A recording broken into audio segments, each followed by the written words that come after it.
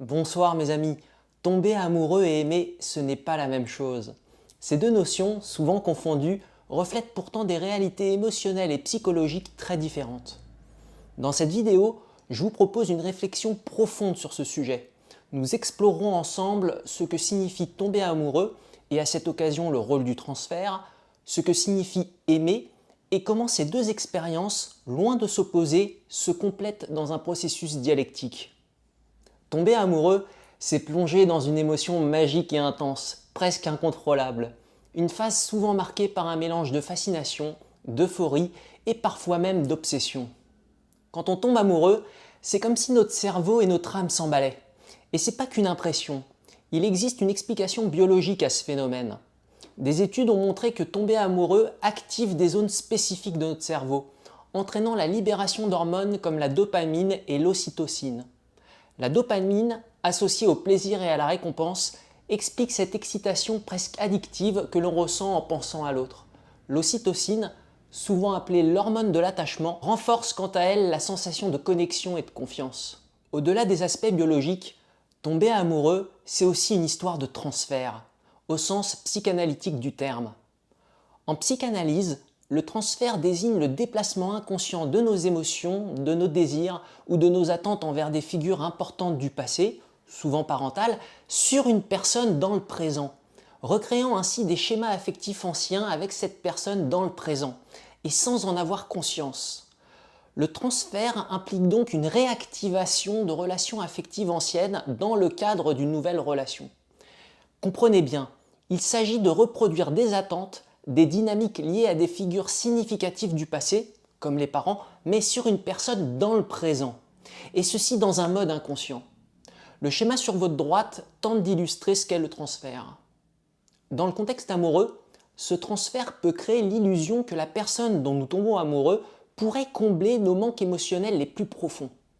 Ces manques sont souvent liés à des blessures affectives ou à des besoins insatisfaits dans nos premières relations d'attachement, comme celles avec nos parents. Ce phénomène est souvent renforcé par l'idéalisation.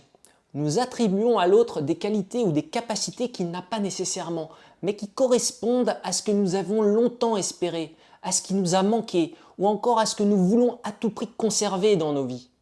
Cette attribution de qualité ou de capacité est une illusion puissante, surtout dans les débuts de la relation. Certains parlent de projection, mais ici, il ne s'agit pas simplement de projeter nos traits sur l'autre. Quand nous tombons amoureux, ce que nous demandons inconsciemment à l'autre, c'est de répondre à nos espoirs de réparation ou de complétude. Ce mécanisme, souvent inconscient, explique pourquoi certaines relations semblent répondre à nos blessures intimes, du moins en apparence. Ainsi, tomber amoureux nous pousse à voir l'autre sous son meilleur jour. Nous nous concentrons sur ce qui nous fascine chez lui, et parfois nous le percevons presque comme un sauveur. À travers cette idéalisation, nous attribuons à l'autre des qualités qui ne reflètent pas toujours la réalité, mais qui, à nos yeux, viennent compléter nos propres manques. C'est en ce sens que le transfert joue un rôle central. Il crée un lien intense, mais basé sur une vision amplifiée, sur une vision parfaite, presque onirique de l'autre.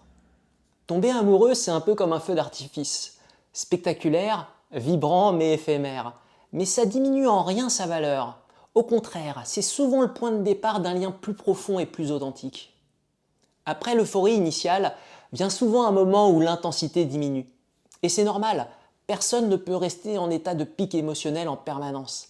Et c'est précisément à ce moment que l'amour, dans sa profondeur et sa réalité, entre en scène. Là où tomber amoureux est spontané et intense, s'appuyant sur l'illusion du transfert, comme nous l'avons vu, aimer est une démarche plus réfléchie, plus posée. Aimer demande du temps, une connaissance mutuelle profonde et un engagement sincère envers l'autre. Aimer, c'est reconnaître l'altérité. L'autre n'est plus une continuité de moi-même ou de mon vécu. Il devient un être distinct, unique. Aimer, c'est accepter que l'autre, ce n'est pas moi. Aimer, c'est accueillir l'autre tel qu'il est, dans sa totalité, et non pas tel que nous voudrions qu'il soit. Ça signifie apprécier les qualités de l'autre tout en acceptant ses failles, ses fragilités, sans chercher à le changer ou à l'idéaliser. C'est construire une relation qui repose sur des fondations solides, le respect, la confiance, la compréhension.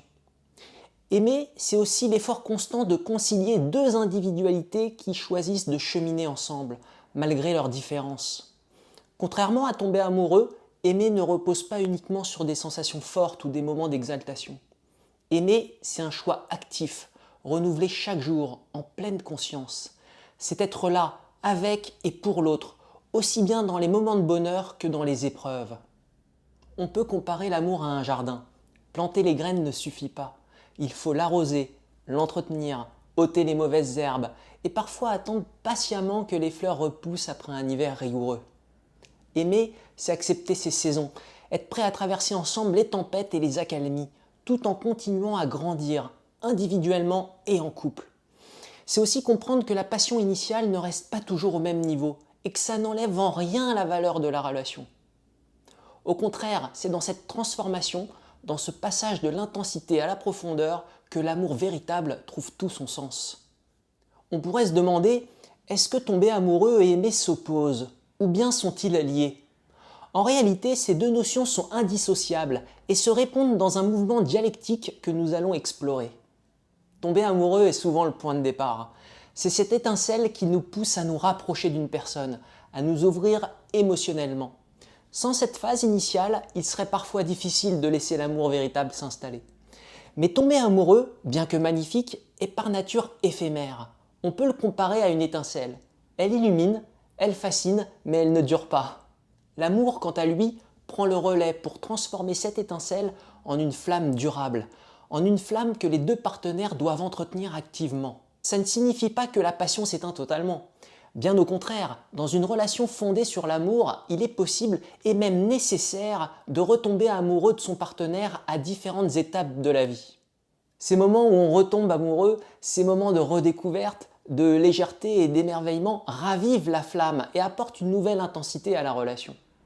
Aimer, c'est donc bâtir sur cette connexion initiale une base solide qui évolue et s'adapte au fil du temps.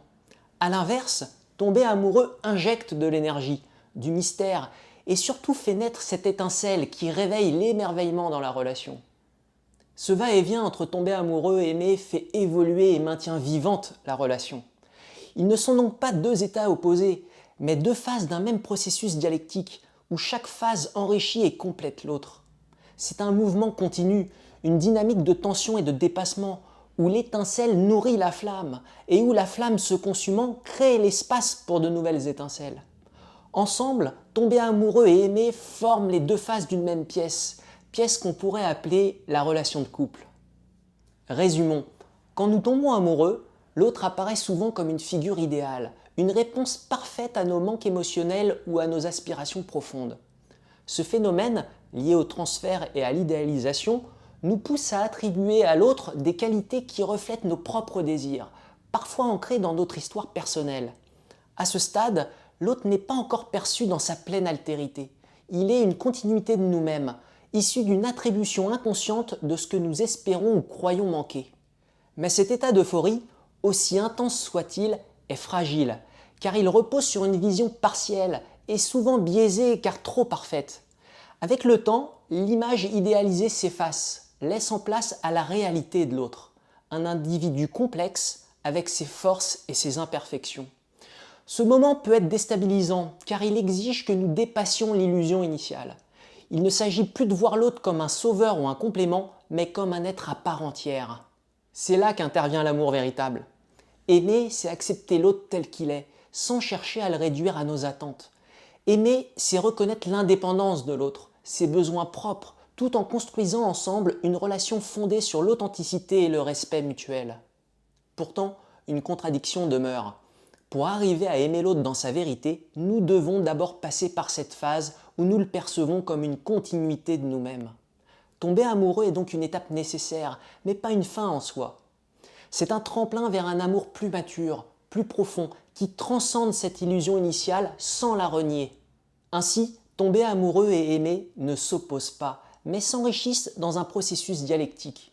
Tomber amoureux initie la relation en créant une connexion intense et émotionnelle. Aimer ensuite solidifie ce lien en remplaçant l'idéalisation par une connaissance pragmatique, réciproque et sincère. Et dans une relation durable, ces deux états doivent se renouveler. Retomber amoureux de l'autre, à travers les étapes de la vie, nourrit la flamme. Ce va-et-vient entre transfert et réalité, entre illusion et acceptation, est le cœur même de la richesse et de la complexité des relations humaines. Chaque phase a son rôle à jouer et ensemble, elles nous permettent de construire des liens à la fois intenses, authentiques et durables. Merci d'avoir pris le temps de m'écouter jusqu'au bout. Si ce sujet vous a touché ou si vous avez envie de partager vos réflexions et vos expériences, je vous invite à le faire dans les commentaires. N'hésitez pas aussi à liker la vidéo et à vous abonner à la chaîne. À très bientôt pour une nouvelle vidéo, prenez soin de vous.